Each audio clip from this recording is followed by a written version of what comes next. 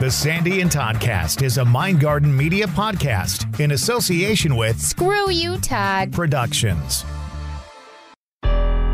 Broadcasting from two very different yet magical places not found on any map. Get ready to discuss the strange, weird, ghostly, crazy, spooky, and odd things that take place around us each and every day. All while having a little bit of fun. This is the Sandy and Toddcast. Hey everybody, it is Sandy. Welcome to another bonus episode of the Sandy and Toddcast. Todd's not with me this week because Dave's with me this week. We are in Saranac Lake, New York, and we finally got up here, Dave, in warm weather. It's nice to finally see what the town is like in a beautiful, beautiful weather setting. And we've had such great weather. It's just been beautiful. Well, because normally when we come up here, we come up maybe 3 times a year, sometimes a little bit more. And usually it's for investigations. This time we didn't do any investigations. We actually came up as a little mini vacation, which is different. Now let me put a little disclaimer on that. It was still a weekend having to do with spirits and the paranormal and haunting because our group, APS, Adirondack Park Paranormal Society, did 2 nights of a presentation on our evidence, our experiences at Trudeau Sanatorium right here in Saranac Lake. And we did that investigation back in March, speaking of cold and colder. And we did that in March of 2023. And so we presented to the community this weekend some of our results, and it was really great. It was nice. It was in conjunction with in partnership, I should say, with Historic Saranac Lake, the historical society for this town, and they've been amazing. We actually did the presentation both nights in a room at the Saranac Lake.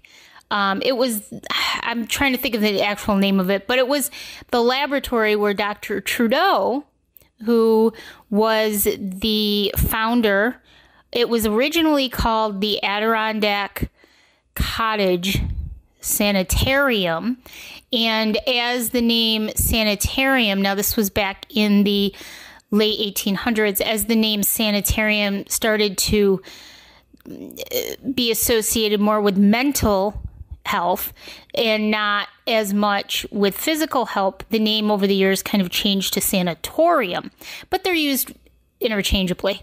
And so he started the first tuberculosis laboratory in the United States. And Historic Saranac Lake works out of this laboratory, and they have an actual museum there. And it was really, really cool. I showed you some pictures today. That was the first time I'd been in there. And it was just a really good night. We got a lot of members of the community. We actually got a group of Paul Smith College students who have formed their own paranormal group called, and don't quote me here, but I believe it's Adirondack Paranormal Club. And they've done some investigations, and they as a group came to hear us speak last night, and that was really cool. So big shout out to them, because I'm all about working with and teaching and sharing with younger students who really want to do this. And one of the great things about Saranac Lake is the history. Thanks to the Trudeau Sanatorium many years ago, it's just a lot of lasting history. The buildings that were here are basically still intact. There were a lot of the cure cottages with many, many windows, and you can just drive around pretty much anywhere in town and about and see a lot of them.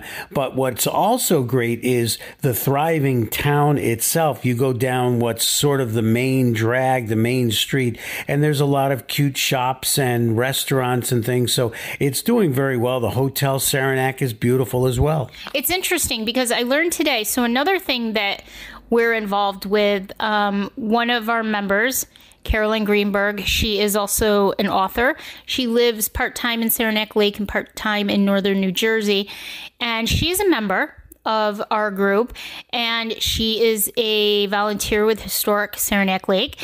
And so she is getting ready to put on 2 nights in October of a haunted history ghost story walking tour. And so she invited a couple of us and asked us if we would like to walk along the run through with her today to kind of give her some feedback on how she was doing with getting it prepped and getting everything ready. And so we literally walked a big, huge block of Saranac Lake and talked about some of the places that we have investigated, as well as I learned some new stories. And I remember looking at Sue, who is another member of our group, and saying to her, well, I'm pretty hard pressed to find any place in Saranac Lake that doesn't have activity just based on the history of this town alone. And it's true. Everywhere you go, you hear ghost stories or you experience something yourself. We've done those kind of walking tours, and they're just a great way to do it. And in Saranac Lake, because like you said, pretty much everywhere would have a possible look at some of that activity. That would be a great way, if you haven't been to Saranac Lake, to take that historic tour, because it's just phenomenal. It's really, for those of you who don't know, Saranac Lake essentially was a lot of farmland before the late 1880s, and it was a lot of space. There wasn't a big town per se. It was a smaller town. And when Dr. Trudeau came into the town, he actually had tuberculosis, I think 3 times, but he was suffering the first time from tuberculosis. And he had spent a lot of time in Europe, in France, Montreal, up in Canada, and the United States. And he ended up coming here to Saranac Lake, and he founded at the time, Adirondack Cottages. And he learned that the people who were up here were actually doing better from the fresh air, the cold air. And long story short, Trudeau's sanatorium became a thing, and he actually ran the sanatorium for many years until his death. And the sanatorium itself closed in the 1950s once we found a vaccine for tuberculosis. And it's just a wonderful place. If you've never been up to Saranac Lake, I highly recommend that you take the time, take a vacation, take a couple days, come up and experience it. Not just in the winter like we usually do, but in the summer too. And the sanatorium was a massive, massive complex, and many of the buildings are still there, and you can still drive through and see many of them. So I'd highly recommend, if you're coming, even just for an overnight stay, take a look at some of that, because it's pretty amazing to see the history that still stands. Originally, there were, I believe, 60 buildings at Trudeau, and there's a handful of buildings now. It's gone through some changes over the years, but the original buildings like Dodd and some of the cottages, the individual cottages that patients lived in, they're all still there. The laboratory's still there. The intake building is still there, and there's just a whole bunch of them that are still there. You can go, you can see them. James is there, and those will come up if you do searches on Trudeau. We investigated it last year. It was definitely a bucket lister. Definitely changed my perspective on a lot of things and taught me a lot. And so it's just a really amazing place. And so Saranac Lake literally grew up around tuberculosis, because what would happen is, once Dr. Trudeau created his legacy, so to speak, people realized that there could be money made from this. And so most of the land soon had houses on it and built houses, and people would come up and they would try to get the cure. And the cure was being outside at all temperatures of weather. And Dr. Trudeau was a very driven man, and he was always trying to find the cure. He had it himself, so he was always trying to find the cure and help others. And there's so much more we could talk about with the Trudeau Sanatorium and the history of it and everything, but the gist of it is it's just an amazingly historic place. The whole town is incredibly historic. You can't miss the we're actually staying, every time we come up, we stay in an Airbnb that was a cure cottage at one point, and you can see where there used to be open porches. All the houses are a mishmash of direction and mazes because of the fact that everybody who came to who had a house already here was adding on porches and things to it. So they're all kind of crazy looking, and it's a little freaky, but really, really an emotional place too. It's just, and we will talk about really briefly the absolute wondrous natural beauty of it up here. And again, as I was mentioning earlier, you can pretty much see that everywhere you go. You can see that there were porches and just so many windows, and a lot of them still exist because they were older houses. And so even today, a lot of them have been redone, but there's still just tons of, there's a house across the street, 3 levels, just windows everywhere. There are just everywhere in town and on the outskirts of town. There obviously were just so many of these cure cottages. Yeah, and again, it was a moneymaker. And the majority, I just found this out today, the majority of people who ran the boarding houses and the cure cottages back in the day were women, which is very interesting. A lot of women may have lost their husbands, may have been widowed and needed money, so they would open them up as boarding homes, boarding cottages, I guess, during the tuberculosis era. And it was just, it's so fascinating, the history up here. And today, we actually, with our group, a bunch of us, we went to the cemetery just outside of Paul Smith's New York. We went to the cemetery where Dr. Trudeau and his family are buried. And boy, that was an emotional time. That certainly was. It was just the whole group. I could see how our whole group, the whole paranormal group was there. And you could see how everybody was sort of just taken aback by the whole family, the whole Trudeau family, because we were all sort of on a mission to find Dr. Trudeau and then the whole family. And I was just observing everybody, just kind of standing back and observing. And it was really a sight to see. And one thing I want to talk about real briefly is that when we walked up to Dr. Trudeau and his wife's headstone, it was a very simple, very beautiful cross, and it had their names on it, but there were also stones on the cross, and there was even a rose quartz crystal. And I found that very interesting because I am very much into crystals, and I have my own collection and everything. But the rocks is an interesting story because we do that every time we go to a grave that really means something to us. And we know that there are other people who do it. And it's actually rooted in the Jewish tradition. So can you explain a little bit about that? Because when I first heard about it many, many, many years ago, I was like, I didn't understand it. But now we just do it like it's every day.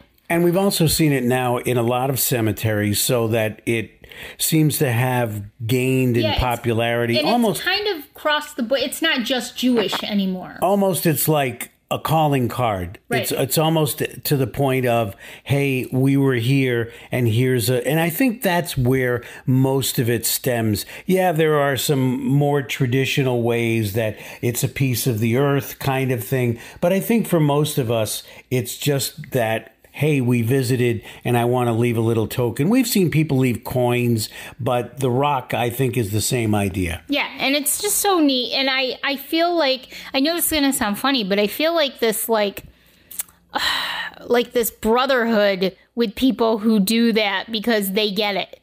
You know, they get it. Here, we acknowledge you. We acknowledge you that you existed, and we're showing our respect to you. And that's how we're going to do it. And I just think that's so cool. We saw that. We've been to the grave of Harriet Tubman twice now. And we just visited like last month. And people leave tokens and gifts at her grave. And it's really a beautiful thing. We've seen it with Frederick Douglass, the famous abolitionist in Rochester. And we saw it with Susan B. Anthony in Rochester. And people leave their respects, pay their respects. It seems like the more popular, the more known that the person is, the more you'll see a variety of artifacts, coins, little tchotchkes and tokens and stones of all kinds. Appreciation and respect. But we do it with a lot of people that we've done it with many. I don't know the last time that we discussed the Guzman family at Oakwood Cemetery in Syracuse, but I feel like we've kind of created a rapport with them when we go to visit them, and we leave things like that for them too. It's just kind of a sign of respect, but it's very cool. And I'm going to put some pictures up after this episode comes out that I took of Dr. Trudeau's family plot, and it's really a beautiful thing to see. So we'll add that into our group. So if you're not a member of our Stay Weirdos Friends of the Sandy and Toddcast group, now's a great time to join, because we'll put some bonus pictures of our travels over the weekend and different things that we've seen.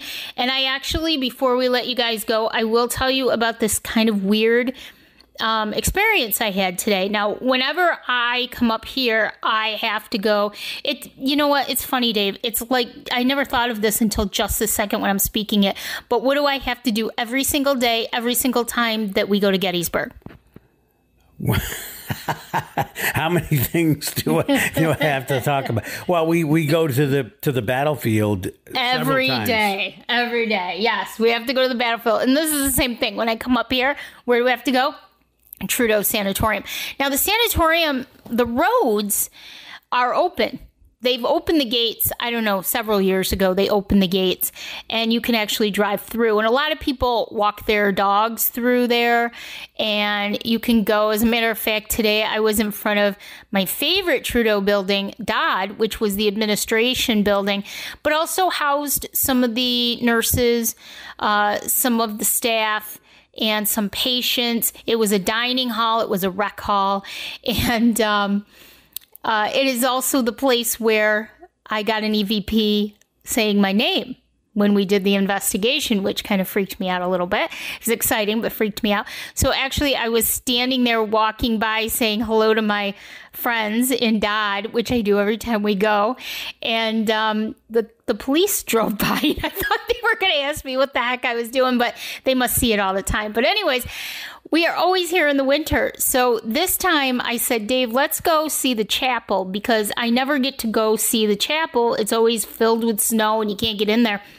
And I have to look at it from far away. So I walked up there, and you're in the car with our dog, Spike, and I'm taking some beautiful pictures of the chapel, which I will add into our group as well, probably Monday morning. And all of a sudden, up to my left, up this kind of small hill to my left, there's a wooded area.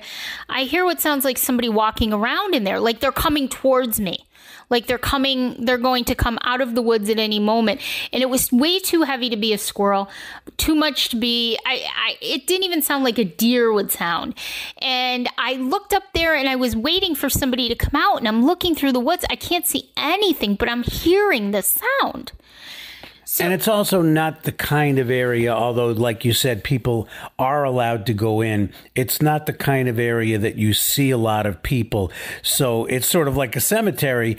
There you see an occasional person, but we didn't see anybody. We saw a police car, but that was about it. Right. And why would anybody be trampling around in the woods anyways?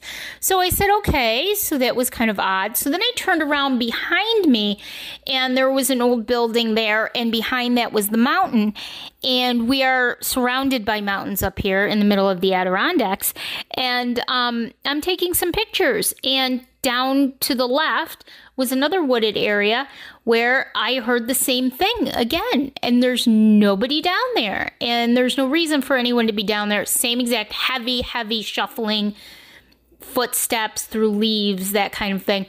And so I said, well, I think I had an experience. So Sue, who's our researcher in the group, amongst other things, a paranormal researcher and investigator, I told her about the story when I saw her a little while later, and she got this funny look that she gets whenever I tell her something that actually happens to be true.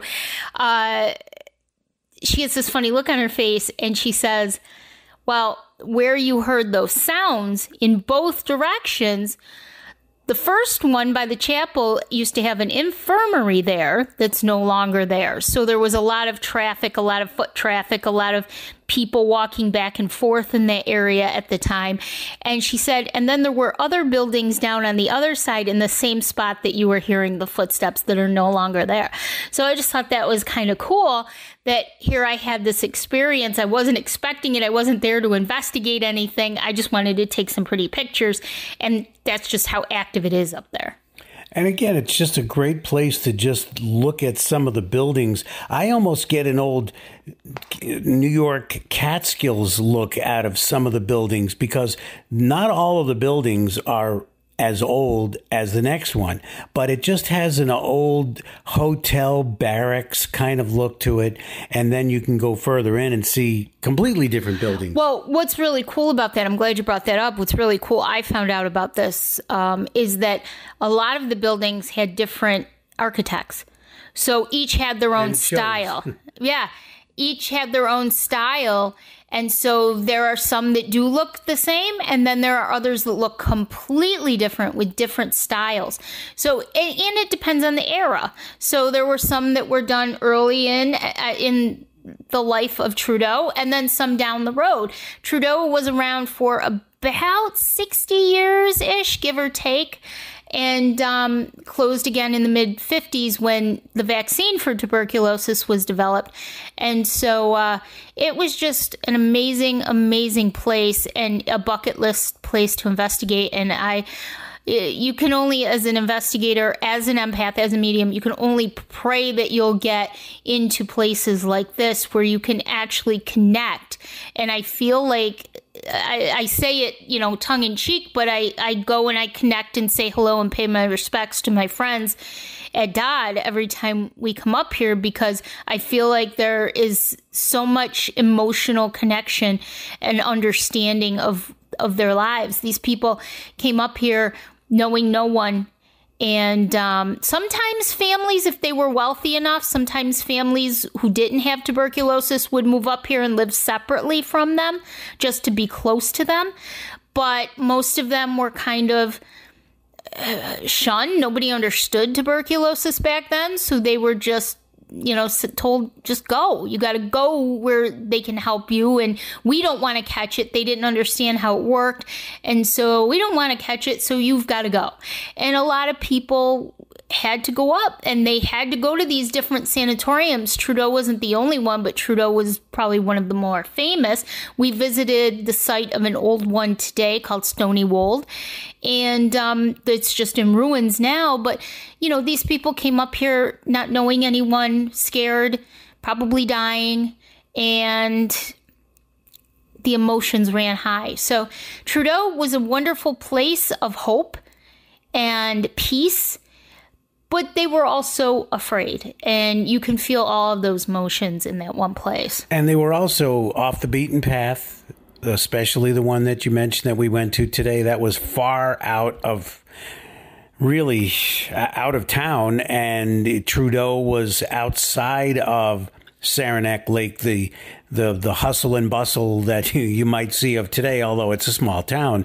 But still, it was outside. So people were coming from not only miles around, not only states around, but they were coming from other countries to come to Trudeau. And so now you've got this off the beaten path place out in upstate New York where there wasn't a whole lot of things. And it must have been just a scary lifetime for a lot of these people, especially when you're talking 100 years ago. Right. But at the same time, having hope that maybe, just maybe, they would find the cure before they passed, or they would get better. There would be something that would. It's really all they had. So, it's just it's an amazing place. I think of it kind of as my second home now. I have this real affinity for it, much like I do Gettysburg, and it's just a marvelous place. So again, highly recommend it to anybody who comes up, wants to come up. And I think there's a reason for that. And we've latched on to places like Gettysburg and Trudeau and cemeteries, because there's a history, and there's a major history attached to a lot of them. When we go through cemeteries, we find them to be almost like drive-through museums. We've looked at a lot of stones. We don't know the people, but a lot of times we'll stop and we'll read one because it's just like a book, and you just find so much history out of a lot of these. And that's why we've latched on to these kind of places, not just because of the fascinating Trudeau, but because of the history that goes with the whole thing. Yeah, and trying to tell their stories, because I think it's important. I was talking to somebody this evening after the presentation, and I was saying how we were talking about how you and I go to cemeteries a lot. And I said, a lot of these people who have passed on, they don't necessarily hang out in cemeteries. I don't believe that anyone is bound to a cemetery, nothing like that. But I do believe that when someone pays them attention, because most of their relatives are not around anymore, that when someone pays attention to them or acknowledges them, sometimes they do come forth. And that's the important thing, is we want to make sure that they know that we know they existed, that we acknowledge them, that we acknowledge that they had a story. And a lot of times, if somebody resonates with me, I'll go back and research them and then come back and I'll talk to them knowing more of their history. And I do think that's really important. And so that's why history is such an important thing, because we need that history to be able to acknowledge what happened in the past and either replicate it or fix it so that it doesn't happen again. And that's just a really important thing, and just to have respect. So anyways, long episode for a bonus episode, but it was great to be able to fill everybody in on it. I did get to yesterday, we did two cool things. We went to Mount Hovenberg in Lake Placid, which was the site of the 1980 and 1932 Olympic bobsledding races. And I got to go to the top. Well, I don't know if it's actually the top, but a big part of Mount Hovenberg, and go on the mountain coaster and go down along the original bobsled track. And that was amazing. And then we took a drive to the top of Whiteface Mountain, which is the 5th largest mountain in New York State. And boy, was that beautiful. So really, really busy weekend. Great fun, and highly recommend getting your butts up here and just really enjoying everything that the Adirondacks have to offer, whether it's paranormal, history, nature, thrills, excitement, beauty. It's all right here. The mountain scenery is worth it just for coming up for that, for Saranac Lake, for Whiteface Mountain. You can drive up Whiteface Mountain. There's a toll road, but you just have a lot of pull-offs where you can get pictures. We put up pictures, and it's just a phenomenal drive. So even if you just come for that, and then you go to Main Street, Lake Placid, and you go to Emmy's and you get some ice cream and other treats, we did that too. Yeah, we pigged out a lot. I probably gained 5 pounds in 3 days. Anyways, thanks, guys. And Todd and I will be back with a brand new episode. Don't forget, if you have any questions or topics you want us to talk about, please let us know. All of the contact information is in the show notes. And I'm also going to put the link for Historic Saranac Lake in the show notes this week. Just go out, check it out, and maybe I'll throw in some other cool links too, and see what you think. So, all right, guys, for right now, I'm just going to say bye. Bye.